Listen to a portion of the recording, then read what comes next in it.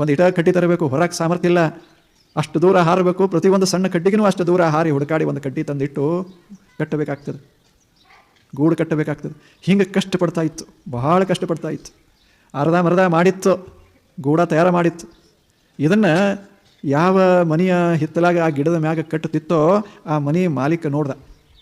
ಅವ ಅಂದ, ಪಾಪ ಸಣ್ಣದ ಪಕ್ಷಿ ಇಷ್ಟೆಲ್ಲ ಕಷ್ಟಪಡ್ತದೆ, ನಾನು ಒಂದಿಷ್ಟು ಸಹಾಯ ಮಾಡಬೇಕು ಅಂತ ವಿಚಾರ ಮಾಡ್ದೆ. ಏನು ಮಾಡ್ದ, ಅದೇನು ಹಾರಿ ಹೋಗಿತ್ತಲ್ಲ ಒಂದು ಕಡ್ಡಿ ತರಕ, ಅದು ಬರೋದ್ರಾಗ ಅದನ್ನು ಸರಿಯಾಗಿ ಚಂದ ಮಾಡಿ ಅದನ್ನೆಲ್ಲ ಏನೇನು ಹಾಕಬೇಕು ಹಾಕಿ ಹಳ್ಳಿ ಪಳ್ಳಿ ಎಲ್ಲ ಜೋಡಿಸಿ ಅದನ್ನು ಚಂದ ಮಾಡಿ ಇಟ್ಟಿದ್ದ. ಏನು ಗೂಡ ಸಹಾಯ ಮಾಡಬೇಕು ಅಂತ, ಅವನೇನು ಕೆಟ್ಟ ಭಾವನೆ ಇರಲಿ, ಸಹಾಯ ಮಾಡಬೇಕು. ಪಾಪ ಒಂದು ದುಡಿತದೆ, ಇಷ್ಟೆಲ್ಲ ಮಾಡ್ತದೆ, ಎಷ್ಟು ಕಷ್ಟಪಡಬೇಕಾಗ್ತದೆ, ನಾನೊಂದಿಷ್ಟು ಸಹಾಯ ಮಾಡಬೇಕು ಅಂತ ಮಾಡ್ದೆ. ಅದು ಬಂತು, ಒಂದು ಕಡ್ಡಿ ತೊಗೊಂಡು ಬಂತು. ನೋಡ್ಬೇಕು ನೀವು ಹೆಂಗಿರ್ತದೆ. ನೋಡ್ತು, ಅದಕ್ಕೆ ಭಾಳ ಸಿಟ್ಟ ಬಂತು. ಇದು ಯಾರು ಮಾಡ್ಯಾರ, ಇದನ್ನು ಯಾರು ಮಾಡ್ಯಾರ, ನನ್ನ ಗೂಡ ಯಾರು ಕೆಡಿಸ್ಯಾರ ಅಂತು. ಕೆಡಿಸಿದ್ದೇನು, ಪಾಪ ಚಲೋ ಮಾಡಿದ್ದ, ಮೆತ್ತಗೆ ಮಾಡಿದ್ದ, ಎಲ್ಲ ಮುಗಿಸಿಬಿಟ್ಟಿದ್ದ ಕಟ್ಟೋದು. ಅದು ಅಂತೂ ಇದು ಗೂಡ ಕೆಟ್ಟು ಹೋಗಿದೆ, ಇದನ್ನೆಲ್ಲ ತೆಗೆದೊಯ್ಯಬೇಕು ಅಂತ ತಿಳ್ಕೊಂಡು ತೆಗ್ಯಾಕೆ ಶುರು ಮಾಡ್ತು, ಚೆಲ್ಲಕ್ಕೆ ಶುರು ಮಾಡ್ತು. ಅವಾಗ ಮನೆ ಮಾಲೀಕ ಕೇಳ್ದ, ಅಲ್ಲೋ ನಾನು ಎಷ್ಟು ಚೆಂದಾಗಿ ಕಟ್ಟಿ ಕೊಟ್ಟಿದ್ದೆ, ಯಾಕೆ ಮಾಡಿದೆ? ಗೂಡು ಮಹತ್ವದ್ದಲ್ಲ, ನಾ ಕಟ್ಟಬೇಕು. ನಾಳೆ ನಮ್ಮ ಮಕ್ಕಳು ಬಂದು ಅಲ್ಲಿ ಬೆಳೆಯುವಾಗ ಗೂಡು ಯಾವರೇ ಕಟ್ಟ್ಯಾನಂತ ಅವುಗಳ ಕಿವಿಗೆ ಬಿದ್ದರೆ ಗತಿಯನ್ನಂದು ಅಂತು.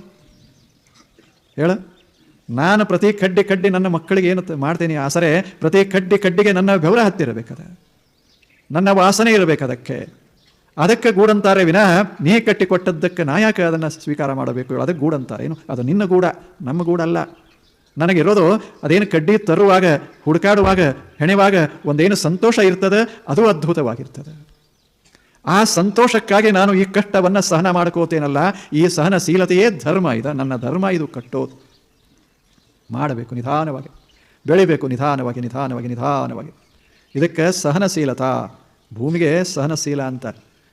ಕ್ಷಮಯ ಧರಿತ್ರಿ ಅಂತ ಎಷ್ಟು ತಡ್ಕೋತದೆ ಭೂಮಿ, ನಿಸರ್ಗ ಎಷ್ಟು ತಡ್ಕೋತದೆ. ನಾವು ಒಬ್ರ ಇಬ್ರ ಲಕ್ಷ ಕೋಟಿ ಜನ ಜೀವ ಜಂತುಗಳು ಎಲ್ಲದರ ಒತ್ತಡ ಬೀಳೋದು ನೆಲದ ಮೇಲೆ, ಆದರೆ ನೆಲ ತಡ್ಕೋತದೆ. ನಾವೇನು ಮಾಡಿದರೂ ತಡ್ಕೋತದೆ. ಎಷ್ಟು ಸಹನ ಅದ ಅಲ್ಲೇ ನಿಸರ್ಗದಲ್ಲಿ, ಎಂಥ ಸಹನಶೀಲತೆ ಅದೆ.